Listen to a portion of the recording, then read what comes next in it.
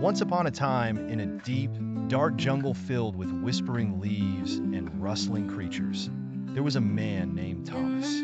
Thomas was known for being endlessly curious, and nothing could stop him from exploring the unknown. One sunny afternoon, as the sunlight filtered through the canopy, casting dapples across the forest floor, Thomas stumbled upon something extraordinary. It was an ancient skull resting on a moss-covered rock. Curiously, it wasn't just any ordinary skull. It could talk. Jumping back in surprise, Thomas heard the skull speak in a hollow, whispery voice. "Hello, traveler," it murmured. Astonished, Thomas gathered his wits and asked, "How did you end up here, oh mysterious skull?" The skull, with an air of solemnity, replied, "Talking brought me here." Bewildered yet intrigued, Thomas hurried back to his village and dashed straight to the king's court. Bursting into the grand hall, he breathlessly narrated his encounter with the talking skull.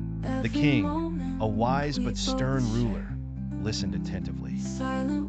"If what you say is true," the king declared, "I shall reward you handsomely. But if you deceive me, you shall face the consequence with your life." Thomas gulped, but was confident.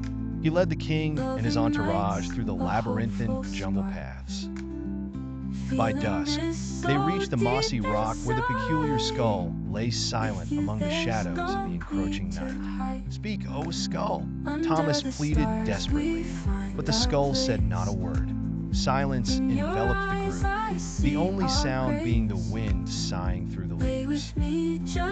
Frustrated and fearing for his life, Thomas begged once more, but the skull remained mute. The king's brows furrowed with disappointment and anger. He had given his word, and thus ordered his guards, "Take him away."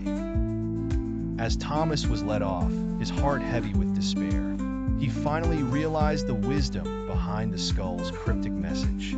For indeed, speaking too much or unwisely can lead to one's doom. The jungle, with its secrets intact, whispered on, leaving the skull resting quietly in its bed of moss. And so, the tale ends with a lesson learned that not all words are worth speaking, and sometimes silence might be wiser than words unknown.